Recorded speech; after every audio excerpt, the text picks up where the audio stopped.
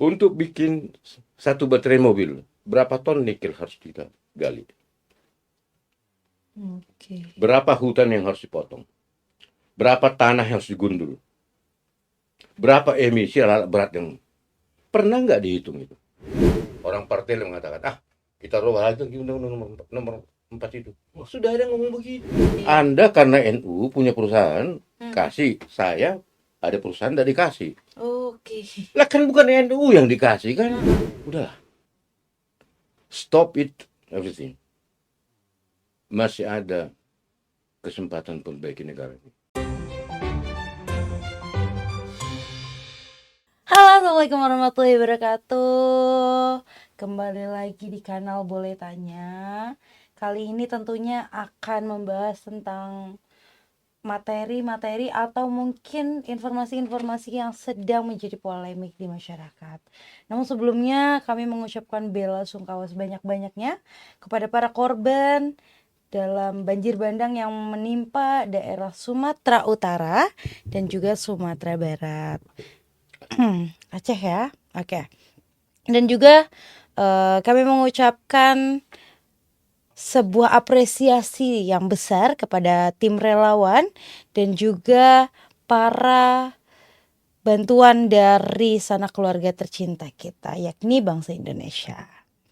Dan hari ini kita sudah kedatangan tamu yang istimewa juga, yakni pada kesempatan kali ini akan membersamai kita 1 jam ke depan, yakni Bapak Insinyur Simon Felix Sembiring PhD. Selamat siang Bapak. Selamat siang. Apa kabar? Baik semuanya. Semangat.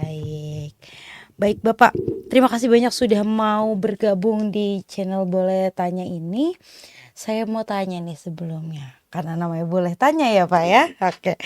Saya Bapak backgroundnya itu dari mana nih Pak kira-kira? Oh, cerita background dulu. Betul. Kalau latar pendidikan saya S1 saya itu jurusan tambang ITB. Ya. Saya masuk 68, keluaran tahun 76. Ya. Kemudian langsung bekerja di VT Inco dulu. Sekarang VT Vale ya. Iya betul. VT Inco di sana 3 tahun. Karena saya pengen sekolah ya harus keluar masuk pegawai negeri. Cita-cita saya mau sekolah kan. Iya betul.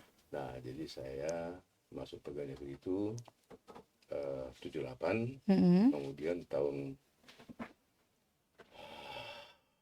90 berapa ya, saya dapat beasiswa dari Colombo Plan Australia. Dan berangkatlah saya ngambil Master Leading to PhD. Oke, S2-nya berarti di Australia Pak ya? Jadi ada 1 tahun masa percobaan. Dari hasil 1 tahun itu ternyata tim High Committee New South Wales University memutuskan udah langsung aja ke PhD. Jadi tidak mau di master. Oke. Jadi dalam tempo 4,5 tahun saya sudah berhasil. Saya ngambil spesialis di mineral economics. Oke. Kenapa saya ambil mineral economics? Karena waktu di Jakarta saya sebagai pegawai negeri, saya pernah berkesempatan 9 bulan mengikuti kursus jangka panjang mengenai pembangunan nasional di UI. Oke. Jadi situ banyak belajar ekonomi. Berarti Bapak backgroundnya itu pertambangan dan juga ekonomi khususnya. Ya, boleh dikatakan begitu karena 9 bulan itu course-nya di UI itu mengenai ekonomi pembangunan. Oke. Nah, ini tadi kalau kita sudah berbicara tentang background, untuk saat ini Bapak itu fokusnya di mana nih, Pak? Wah, saya sudah umur 6 tahun sudah pensiun dari sudah pensiun ya? semua kegiatan. Oke. Ya. Jadi saya sudah pensiun dari semua kegiatan itu sekitar 4-5 tahun. Oke, berarti dulu saya terakhir kan komisaris di PSSI, sebelumnya di mana-mana. Kemudian advisor di Indika. Nah, kemudian saya lepaslah dua-dua itu. Oke. Yang komisaris di Minerba itu? Enggak, saya dirjen. Oh, dirjen. Oh ya, berarti salah informasi saya. Oke. Oke, Direktorat Jenderal di Bukan itu instansinya. Oh, instansinya. Direktorat Jenderal. Pejabatnya kan dirjen. Oke. Jenderal. Oke. Nah, oke Bapak, berarti kurang lebih pas sekali ya saya memanggil Bapak karena kita memang mau membahas mengenai polemik organisasi masyarakat hingga perguruan tinggi tentang izin dari prioritas konsesi tambang seperti itu. Nah, yang perlu sama-sama kita ketahui bahwasanya polemik ini telah masuk ke ranah judicial review ya, oke. Atau pengujian material Undang-Undang Nomor 4 Tahun 2009. Enggak dong, Yuntonya. Oh, Yang paling oke. baru kan nomor 2 tahun 2020 ya? 2025. Oh, 2025 udah yang Itu paling yang terbaru. dibawa sebenarnya. Oke. Nah, tentang pertambangan mineral dan batu bara sebagaimana telah diubah terakhir Undang-Undang nomor 2 ya yang tahun 2025 tentang perubahan keempat. Ini perubahan berarti udah mengalami 4 masa perubahan ya? Termasuk dia Mm-mm. rubah sedikit di omnibus. Ada satu Oh. pasal. Itu dianggap juga perubahan. Oh, oke. Mm-mm. Jadi perjalanan si undang-undang ini dari 2009 hingga 2025 itu sudah mengalami kurang lebih 4 kali masa perubahan. Oke.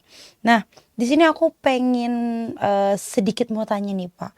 Pendapat Bapak atau mungkin Bapak, setahu saya ya Bapak tergabung ya dalam perumusan yang 2029 itu. 2009. 2009. Maaf, saya kebiasaan Pak. Jadi begini sejarahnya supaya jelas semua ya. Saya kan sebelum dirjen itu adalah Kebalitbang. Dulu dirjennya Pak Wimpi almarhum. Waktu Pak Wimpi almarhum sudah dimasukin ke Seknek draft undang-undang pertambangan. Nah, ternyata masih waktu itu Pak Wimpi draft itu dikembalikan oleh Seknek. Oke. Nah, kemudian saya menggantikan beliau. Oke. Kita tukar guling, dia menjadi Kabalitbang, saya menjadi dirjen. Nah, setelah jadi dirjen dikembalikan undang-undang itu ya, caralah kita diinternalkan. Nah, kalau saya anggap waktu itu saya tanya Pak Purnomo sebagai menteri, kenapa dikembalikan oleh Seknek? Alasan Seknek katanya di undang-undang kita ini ada unsur air tanah dimasukin, padahal nanti undang-undangnya sama, lain. Kalau misalnya di SDM itu kan yang dikelola itu adalah air bawah tanah, bukan air permukaan. Ya, nah sehingga oleh Seknek suruh dikeluarin. Tapi ya saya kan enggak puas juga ya, masa sesimpel itu. Nah, saya selidiki dengan cara saya. Saya selidiki, ini kita ngomong belak-belakan ya. Ternyata di draft undang-undang itu yang dikembalikan itu tidak ada lagi sistem kontrak. Jadi ada gerakan yang anti itu bergerilya ke Seknek. Jadi Seknek itu enggak steril loh. Jadi bisa dibilang ada main belakang saya ya? enggak mengatakan tidak steril aja. Oke. Jangan pendapat you itu kan. Kalau saya mengatakan, saya selidiki, dikembalikan itu alasan yang dibuat-buat. Sebenarnya ada movement yang mengatakan udahlah, karena itu draftnya tidak ada kontrak, kembalikanlah. Berarti kan ada movement gerakan-gerakan tertentu yang memang anti draft itu. Nah, saya bicarain Pak Purnomo, oke, kita harus punya strategi dong. Iya, betul. Kalau kita nanti tidak lagi keluarkan juga kontrak, nanti sama aja kan? Ya kan? Ya, itu powerful sekali mereka. Saya tahu, artinya begini loh, kalau di ruangan ini saya nggak bisa lihat tapi saya cium bau, berarti ada sesuatu yang busuk dong. Tapi itu kan tidak bisa lihat, tapi dirasakan kan boleh. Itulah pengalaman saya. Oke, akhirnya di draft itu kita masukin lagi. Itulah peristiwanya. Kita masukin lagi, masalah air betul kita keluarkan. Yang kontrak tadinya nggak ada draftnya di ini, masukin lagi ada kontrak gitu loh. Itu sejarah. Oke. Nah, itu siapa Pak yang Bapak dengarai bahwa yang dia ada kontrak atau apa segala macam? boleh dong saya kasih tahu. Rahasia negara itu. Lah, nggak wise. Oh, oke. Ya. Tapi kalau dia di pengadilan saya ngomong. Oh, kalau di Kalau di sini enggak dong. Mm-mm. Buat apa? Iya, Ya iya. kan? Jadi yang saya ingin ceritakan ke publik, saya bisa pertanggungjawabkan bahwa negara ini ada selalu orang-orang busuk. Itu aja. Oh gitu. Mm-mm. Betul, betul, pasti. Itu aja. Tapi kalau katanya siapa orang busuk itu, Ah, jangan, jangan ya. ya kan? Benar-benar. Itu aja. Kan ini kan podcast ya. Mm-mm. Ya, saya berani mempertanggungjawabkan itu. Kalau saya dipanggil pengadilan, Oh, iya. kalau enggak ya enggak usah. Nah, balik lagi kita mengenai judicial review itu. Nah, menurut Bapak, Maksudnya yang baru ini, yang baru, ya Undang-Undang Nomor 2 tahun 2005. 2025 ya. Saya mau minta pendapat Bapak mengenai judicial review itu seperti apa sih Pak kira-kira Pak? Loh, kan itu kan menguji materi. Mm-mm. Nah, maksudnya pertanyaannya apa? Itu biasa-biasa saja. Mm-mm. Ya. Kalau saya Terkait. nggak ngerti apa yang diadukan, saya nggak ngerti. Oh, oke. Anda harus ngerti. Tanya ke saya.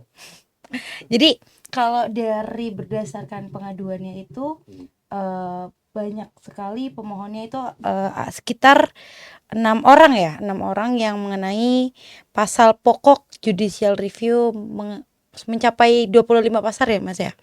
25 pasar terdiri dari pasal 51, ayat 1, ayat 3 Terus ya. dan seterusnya itu. Nah, ketentuan tersebut itu dimaksud dianggap merugikan para pemohon untuk mendapatkan pengelolaan sumber daya Untuk pertambangan. mendapat izin. Betul. Oh, jadi mereka merasa dirugikan. Mm-mm. Nah, terus?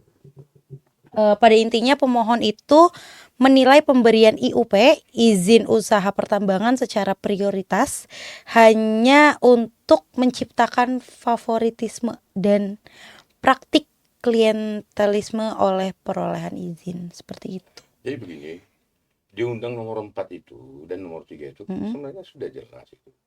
Siapa yang bisa berusaha? Mm-mm. Ya, perorangan, Mm-mm. koperasi, Mm-mm. badan hukum. Mm-mm. Ya kan? Nah, yang dikasih itu kan bukan ormasnya, Iya. kan perusahaannya. Mm-mm. Nggak perlu ada undang-undang dong itu. Oh, di Undang-Undang Nomor 4 pun sudah ditampung kok. Oh. Loh iya dong, badan hukum kan. Kan yang di undang-undang ini juga bukan ormasnya dikasih kan. Mm-mm. Lebih Loh, ke. jadi kenapa harus kau bikin undang-undang? Sudah cukup Undang-Undang Nomor 4 Mm-mm. dan Undang-Undang Nomor 3 perubahan. Sudah cukup itu. Ya kan?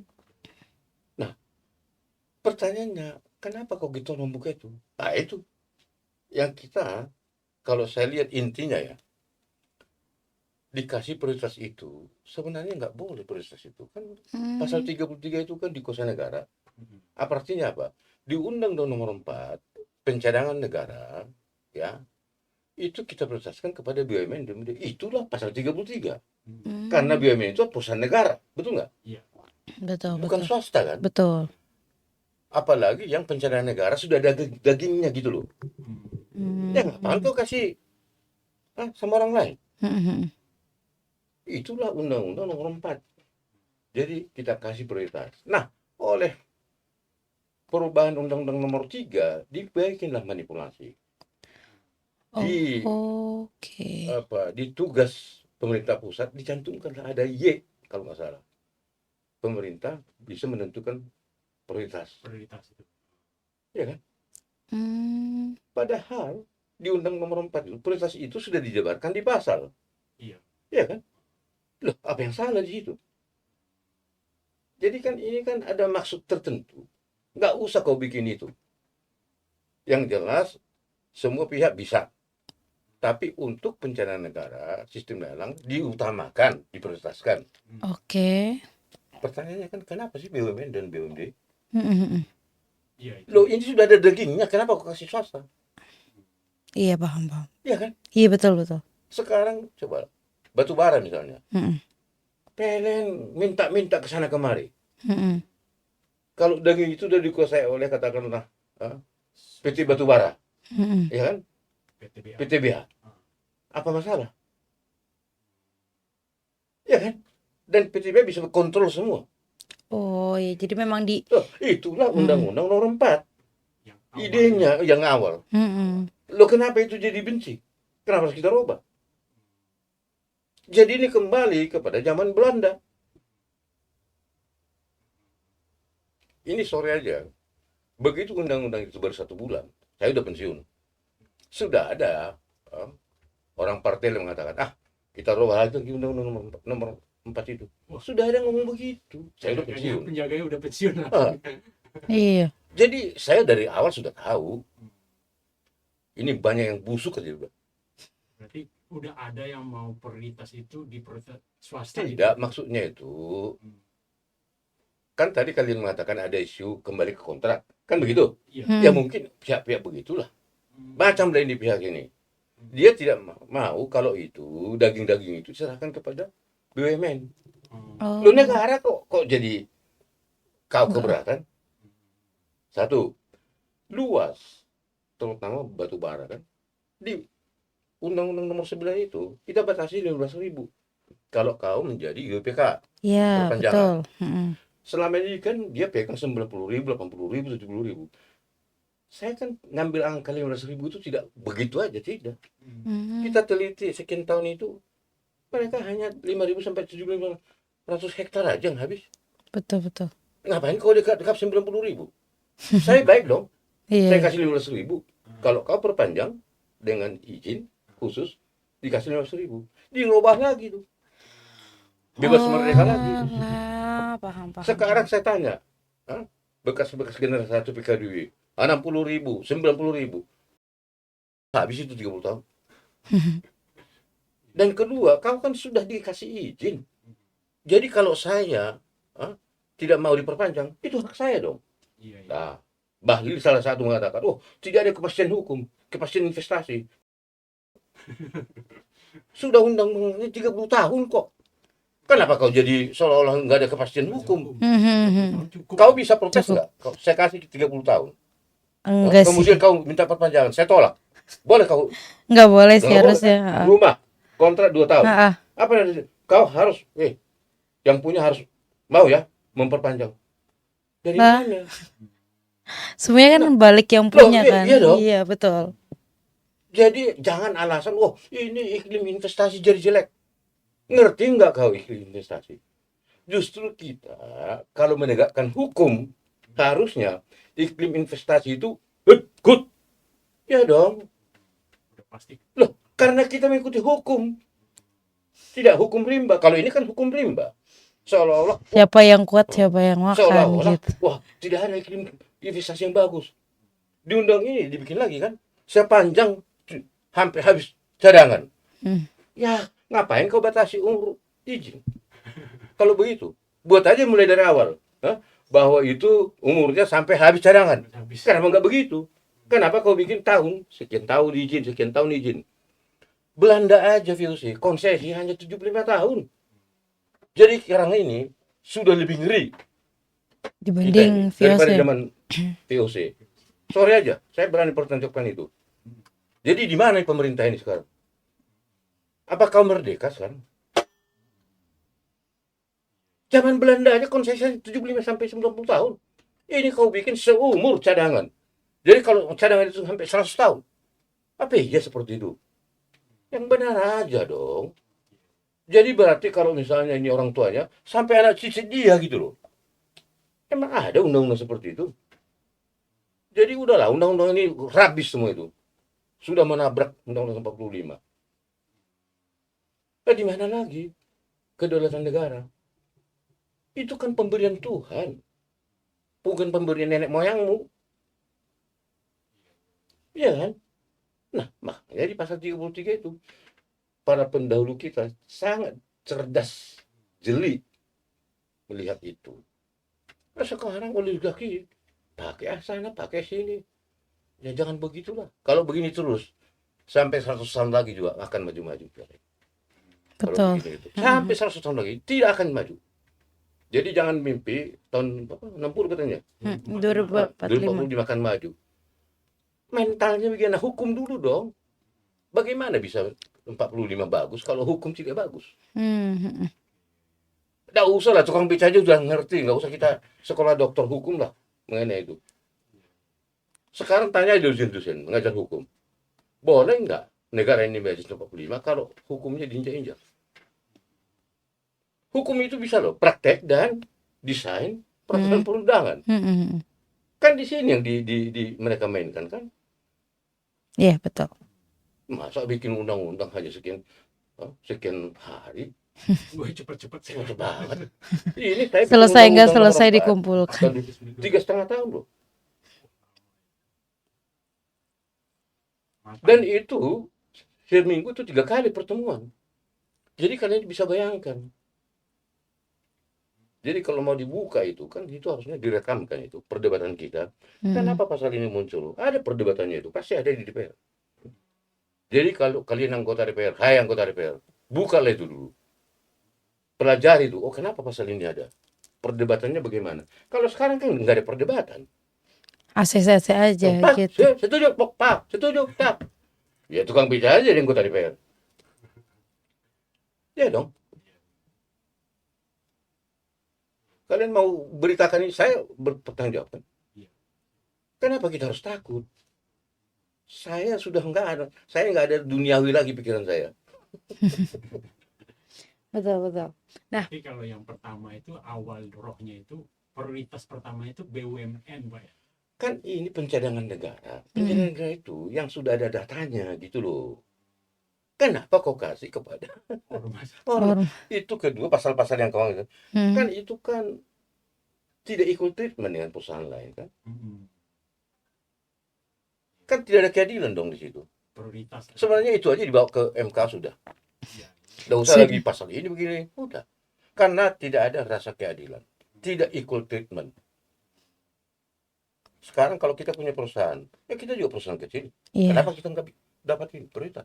Iya, pasti akan berebut-rebut ya Kalau semua. ormas seolah-olah untuk rakyat, nonsen. Ya kita lihat kenyataannya lah. Semuanya untuk bos-bosnya dia semua aja kok. Betul.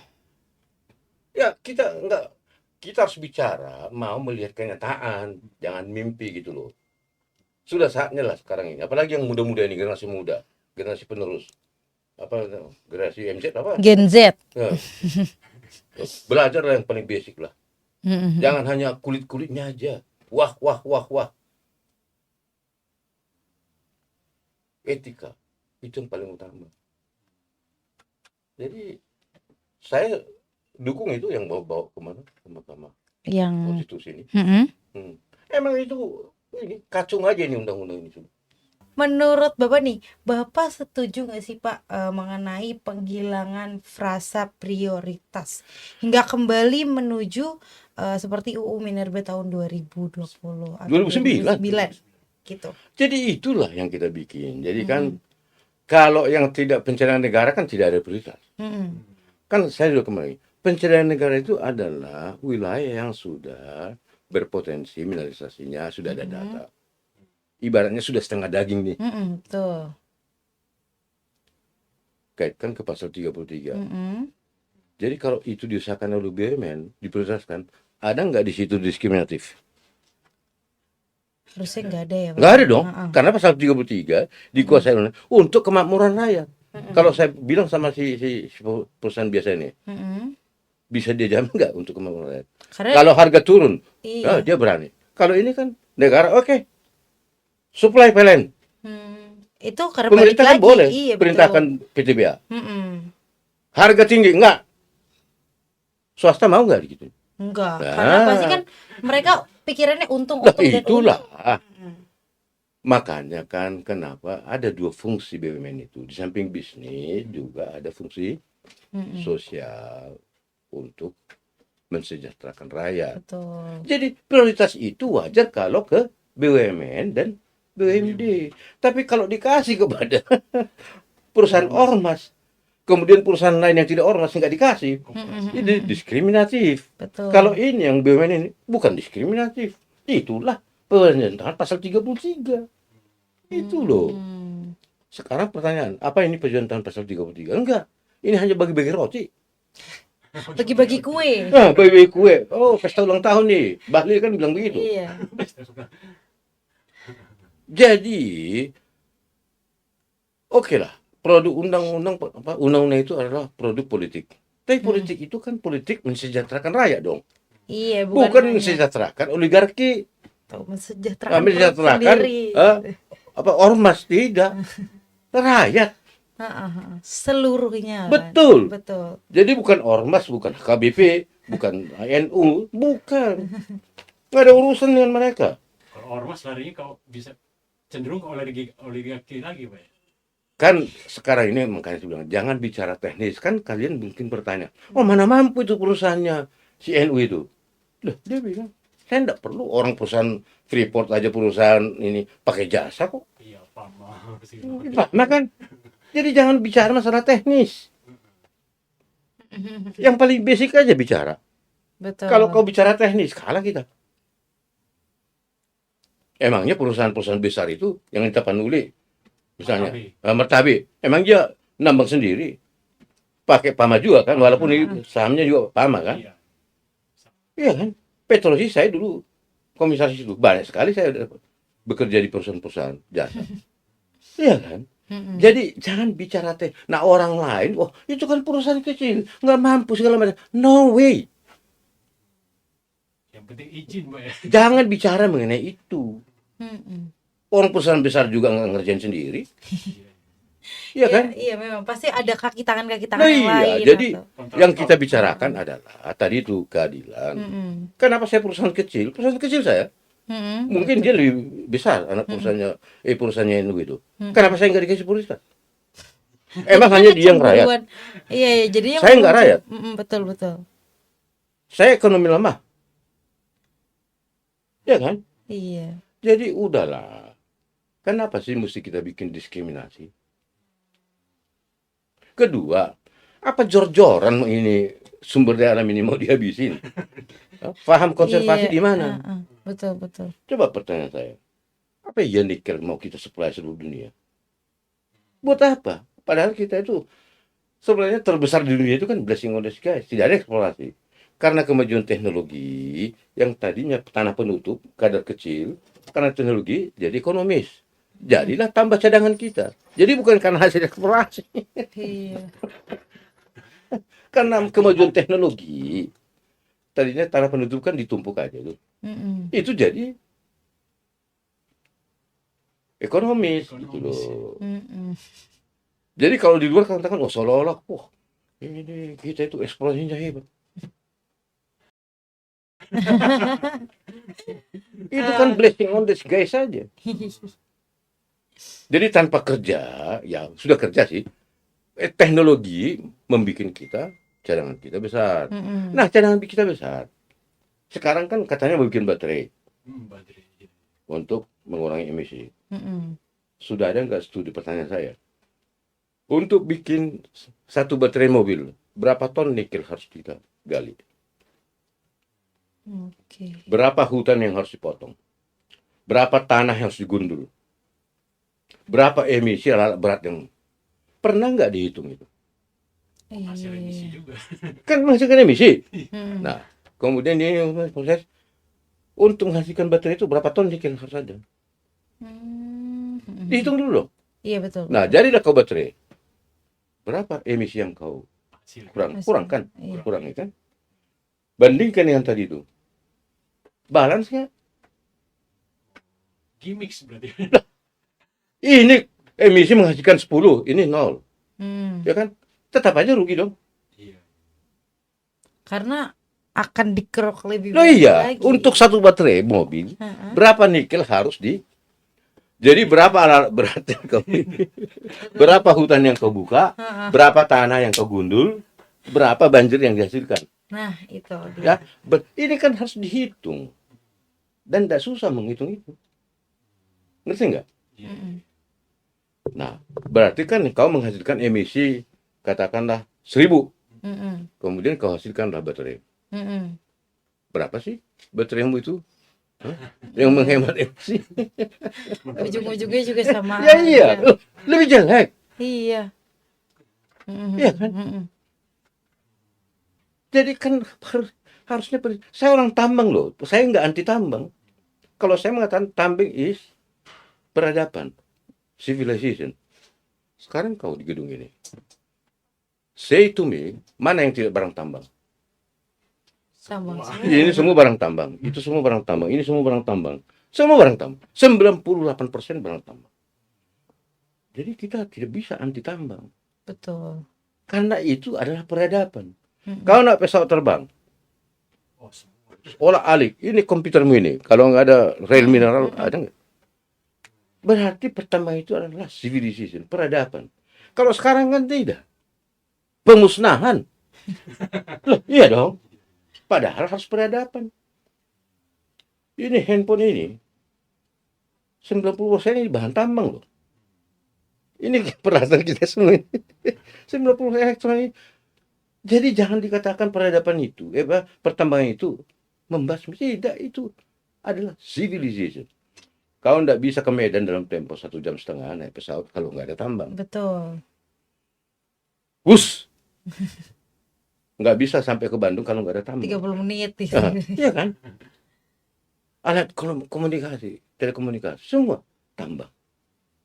Ini wire ini, ini kan semua tambang ini di dalam ini kabel.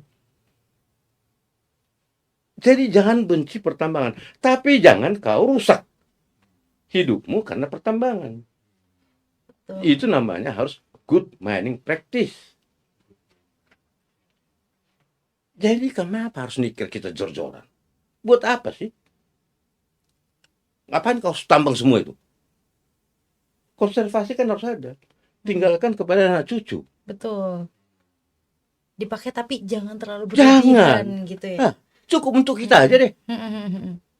Nanti sisakan. Kan dikatakan, wah untuk penerimaan negara. Betul nggak? Semua itu masuk ke negara. Ya juga. Itu Morowali, VAT-nya, value added tax, dinolkan 20 tahun. Di mana dampaknya? Dan dia kan belum bisa apa-apa itu, diekspor ke Cina, baru dibikin barang jadi. Di mana nilai tambahnya? Si Bahlil selalu ngomong nilai tambahnya. Itu juga nomor 2 itu, presiden itu. Selalu. Hilirisasi. Ngerti nggak lo hilirisasi? Nggak ngerti, tapi ngomongnya gede banget. Baca nih di undang-undang itu. Iya. Pertambangan itu apa? Sampai kepada produk pemurnian kan. Sekarang saya tanya, yang keluarkan izin, yang di daerah Morowali itu siapa yang keluarkan izin itu? Kan daerah zona khusus kan? Perindustrian, bukan pertambangan loh. Yang sekarang di Gresik yang punya Freeport sekarang yang bukan pertambangan yang kasih izin. Padahal pertama itu sampai kepada pemurnian. Apa yang terjadi? Terjadilah celaka. Iya. Karena apa? K3-nya perindustrian tidak punya orang ahli K3. Apalagi di Menaker. Betul. Pertambangan merasa, ngapain saya urus? Oh, izinnya bukan dari saya. Oh, itu yang sampai Loh, kasus banyak. Collab semua kan? Oke, jadi amburadul. Amburadul. Oke lah, kau bikin zona khusus, tapi izin itu tetap dari pertambangan dong. Supaya kita bisa melakukan inspektur tambang. Betul. Ketat loh kita itu. Dan itu ada brevetnya. Tidak sembarang orang itu. Saya aja sebagai dirjen, nggak boleh, nggak punya hak untuk melakukan inspeksi. Harus ada brevetnya gitu loh. Berarti yang di Morowali itu nggak ada inspeksi tambang Loh, kan itu kan zona khusus. dan nggak di Izinnya dikeluarkan oleh perindustrian. Mungkin tambangnya di luar itu mungkin dari pertambangan. Tapi kan yang celaka itu kan yang di Yang ada di unit situ itu kan. Itulah banyak Cina pegawainya di situ. Bukan di pertambangan kan. Kan di unit pengolahan pemurnian yang menjadi persoalan itu kan. Yang sekarang sudah tahu di hutan pertanian ilegal semua kan. Kan sudah ada buktinya kan. Menhan sudah mengumumkan. Sobat. Gresik sekarang kan. Freeport minta pengunduran untuk kirim memproses. Mau kirim lagi konsentrat. Aduh. Karena apa? Kan ada namanya commissioning. Sebelum pabrik dimulai ada commissioning dong. Disitulah ahli-ahli pertambangan yang mengetes pabrik itu. Ini belum sebulan sudah meledak. Kan sudah meledak kan yang di Di untuk bawah. sulfur itu. Enggak, yang di Freeport punya. Loh, 4 bulan yang lalu sudah meledak. Yang merubah jadi mengambil sulfurnya. Kan alasan aja. Supaya dia bisa konsentrat dikirim lagi ke Jepang. Oh iya. Biar ekspornya nggak dikenakan kan. Jadi ini mah udahlah. Stop it everything. Masih ada kesempatan perbaiki negara ini. Saya minta sebenarnya Menteri Keuangan itu, kalau saya katakan bodoh juga ya. Orang yang tidak peduli, orang yang sok tahu, tapi tidak ngerti. Nah sekarang ini kan dirjennya pun, walaupun dia, tapi kan mungkin takut, ya dicopot. Betul. Karena kan pasti akan ada kayak push dari Kan atas udah juga. perlu. Kalau saya dulu, saya bilang sama menteri saya, Pak, urusan teknis, tanggung jawab itu dari saya. Politik Bapak. Iya. Itulah. Jadi kalau ada kesalahan teknis, bukan Bapak yang salah, saya. Jadi jangan Bapak ikut campur. Misalnya, ukurannya 5 cm, Bapak jangan coba-coba tekan saya menjadi 5,5 cm. Karena itu tanggung jawab saya, bukan tanggung jawab Bapak. Iya, betul. Saya 4 mata ngomong sama bos saya begitu. Deal, kalau deal oke, second. Jadi ada pembagian tugas yang jelas. Kalau saya ikut politik Pak, Bapak hancur. Jadi saya sebagai eselon 1, teknis saja. Oke. Bapak politis. Jadi kalau bicara teknis, Bapak nggak usah ikut campur. Pembagian tugasnya juga Oh iya, jadi jelas. lebih enak kayak gitu. Nah, jadi jangan dia nanti karena ada ini pengamarat Pak. Kalau boleh 7 meter. Nggak boleh. Kalau Iya, teknis mengatakan 5 meter, ya sudah 5 meter aja dong. betul. Itu contoh.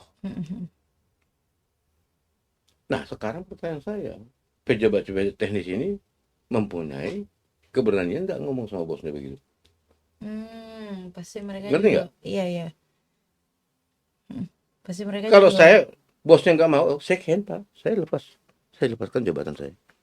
Itu lebih enak, lebih terhormat Betul. daripada saya masuk penjara.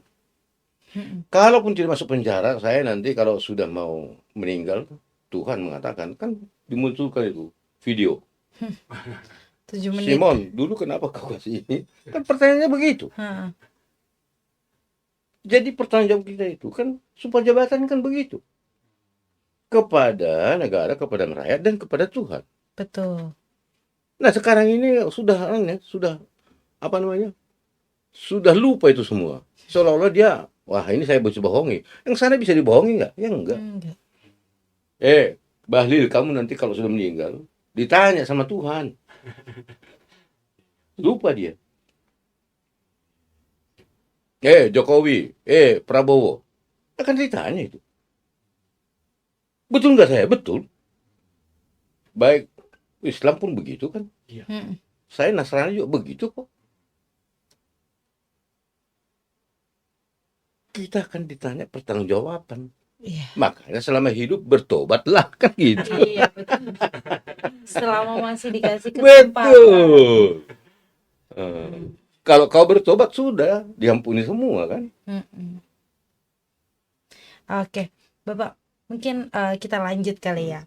Nah, menurut Bapak nih Pak, kira-kira seandai kata dikabulkan nih si GC ini nih, judicial review ini, kira-kira BUMN dan BUMD itu tentang pertambangan itu akan mendapatkan peluang lebih besar nggak ya Pak? Loh, dan di Undang-Undang 4 sudah dikasih kesempatan pencernaan negara. Lah itu udah pasal 33. Jadi nggak usah, no doubt itu. Oke. Loh, dia mengelola, tapi kan dia mengelola konservasinya kan tidak habis-habisan. Betul. Masa batu bara kamu mau jor-joran? Ambil semuanya Enggak gitu, lah. nggak boleh. Enggak. Jadi begini ya, ini tips saya kasih kalian. Kenapa sih batu bara itu kan energi murah? Kalian tahu berapa yang kita ekspor? Kebutuhan dalam negeri hanya 100 juta ton. Kita ekspor 600 juta ton. Ke Jepang, ke India, ke Filipina, ke China. Negara maju yang kaya, kau subsidi dong. Iya, betul. Karena itu murah. Sementara kau impor BBM, diesel. Emangnya kau bukan orang gila tuh? Orang sombong kan? Ada energi murah, kau ekspor. Iya. Sekarang mau ditutup PLTU kan? Iya, iya. Goblok menurut saya tuh. Oh, yang pensiun dini itu. Ya kan? Padahal di Amerika 40% energi primer masih dari batu bara. Kenapa sih kita sok-sok jago? Iya, iya. DPR tahu nggak data itu? Negara maju aja Jepang masih membakar batu bara. Emangnya masalah lingkungan kita lebih hebat daripada Jepang? Enggak Dan juga. lingkungan itu kan mereka bakar di sana. Kan turun kita juga emisinya kan? Kalau kau misalnya dikurangin di sini, apa bersih kita? Ya enggak juga dong. Nah itu saya bilang, ini kok pemikirannya goblok menurut saya. Pak, saya mau nanya, kan sebenarnya kan peluang BUMN untuk mendapatkan UPK. Iya, itu kan lebih besar kalau misalnya tidak ada kata prioritas. Nah, Loh enggak, yang dikasih dia prioritas. enggak, kenapa? Wah, berarti pada saat penggodokan undang-undang itu Kementerian BUMN nggak ngeh atau sengaja nggak ngeh itu. Sebab kepentingan dia itu kan. Kan masih zamannya Jokowi kan sudah amburadul ini kan. Kan mulainya dari situ. Jadi Iya, kepentingan BUMN tidak terwakili di situ ya. Bukan hanya itulah, jadi apa ya yang saya katakan itu. Undang-Undang Nomor 4 itu sudah sangat bagus. Ini daging nih. Daging Hah? ya. Ibarat apa itu, potong sapi itu hari raya apa namanya? Kurban, Kurban. Idul Adha ya. Wagyu. Kau kasih kepada orang kaya atau kau kasih orang kan tidak. Tapi kita beli daging ayam lagi di pasar, betul, ibarat kan? kata seperti itu. Ngapain? Iya kan, ini sudah daging. Kedua, kalau PLN membutuhkan batu bara kan kayak nyembah-nyembah kepada perusahaan-perusahaan gini nih. Betul. Yang KPC lah, yang Arutmin lah. Mana dong apa namanya? Domestic market obligation kan gitu. Bapak juga kan yang buat dulu deh. Saya nggak setuju dengan sistem DMO ini. Begini caranya. Sekarang pertanyaan saya. Kan saya protes dulu sama Pak Purnomo. Saya udah staf ahli. Ini kan karya adik saya nih. Pak, ini DMO yang ini kan ciptaan tidak sekolahan. Loh, kenapa?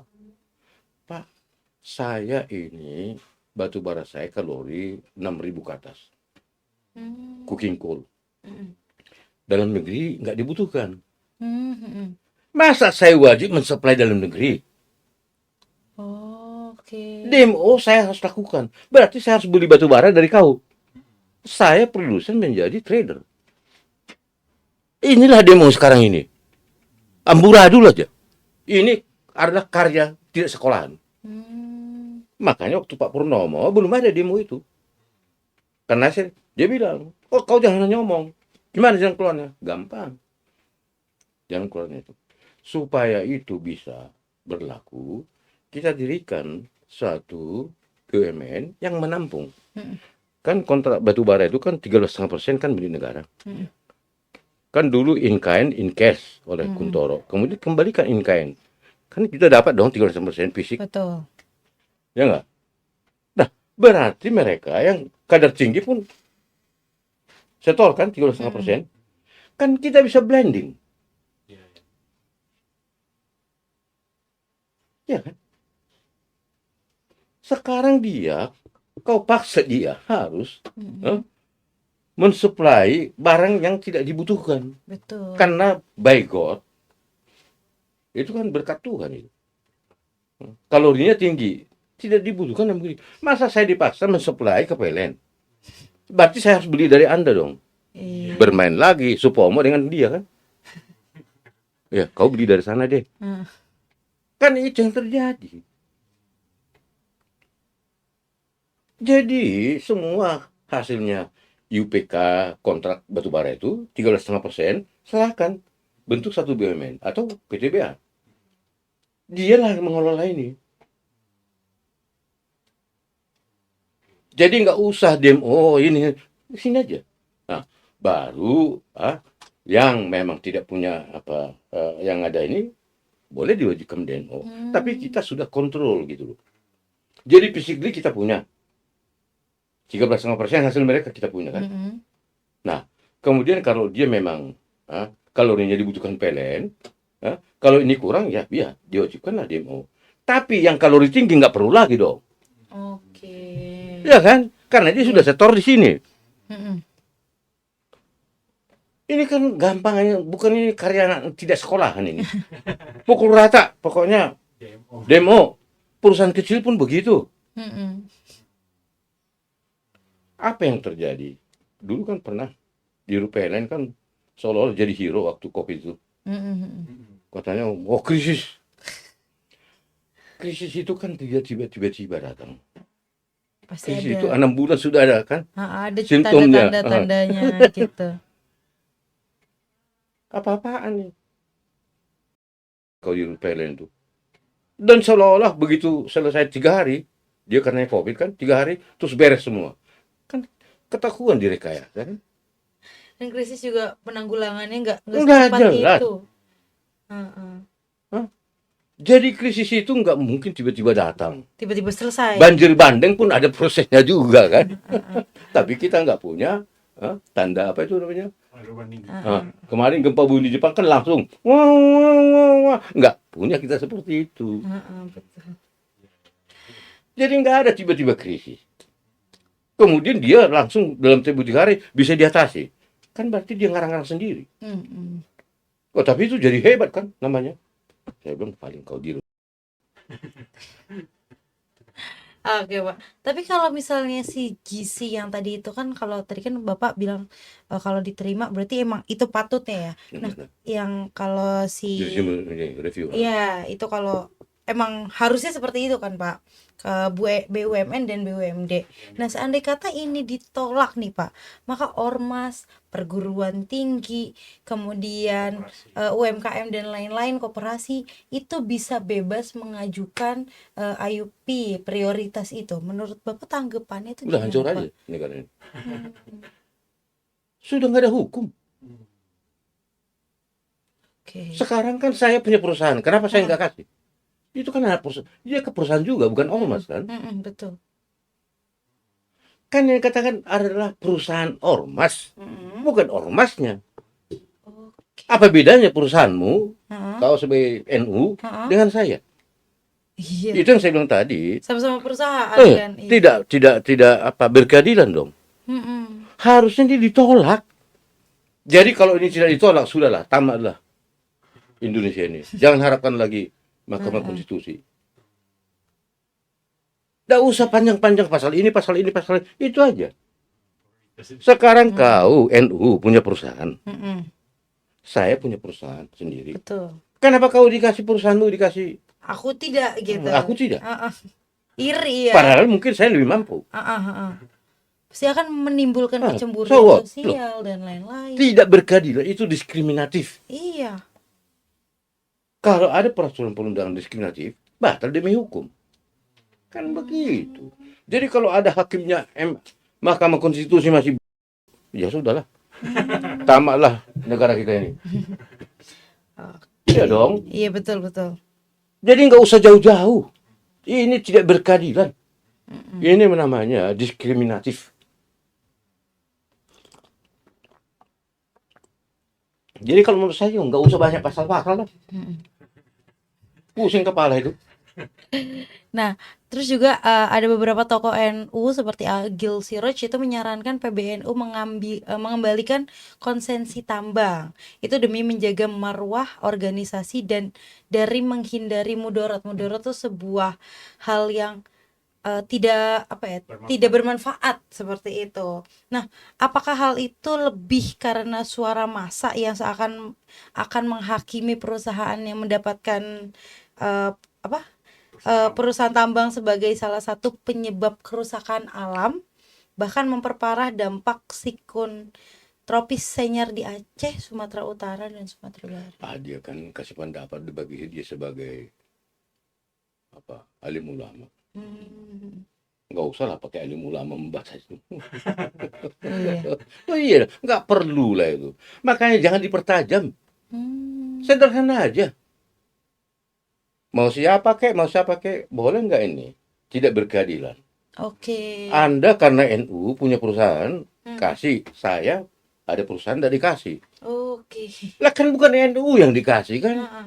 perusahaan. Heeh, betul. Jadi Tapi jangan kalau- dibawa-bawa ke situ gitu loh. Kau kan berbadan hukum, sama dengan saya. Sama-sama punya hak juga. Lah iya dong. Iya, betul. Kenapa kau jadi prioritas? Paham. Jadi yang dikasih itu bukan NU-nya. Jadi jangan salah. Ini orang jadi apa? Pikirannya jadi dibikin ruwet dan sengaja diciptakan itu. Padahal sederhana kan persoalannya. Makanya saya bilang tadi, itu adalah diskriminatif. Tek, udah selesai perkara. Nggak usah kau panggil ahli-ahli dari ujung langit segala macam. Bahaya pasal ini begini ini diskriminatif selesai. Bawalah ke pasal ini Undang-Undang 45 kan ada di situ kan pasal yang mengatakan tidak boleh diskriminasi kan. Ini selesai. Kan kalau ke Mahkamah Konstitusi kan ke Undang-Undang 45 kan. Selesai. Sederhana. Sederhana aja. Jadi jangan dibikin seolah-olah ruwet supaya hebat gitu loh. As simple as that. Iya. Saya kira kembali aja ke Undang-Undang nomor 4. Sederhana. Undang-Undang nomor 3 juga buang aja deh. Kembali. Oke.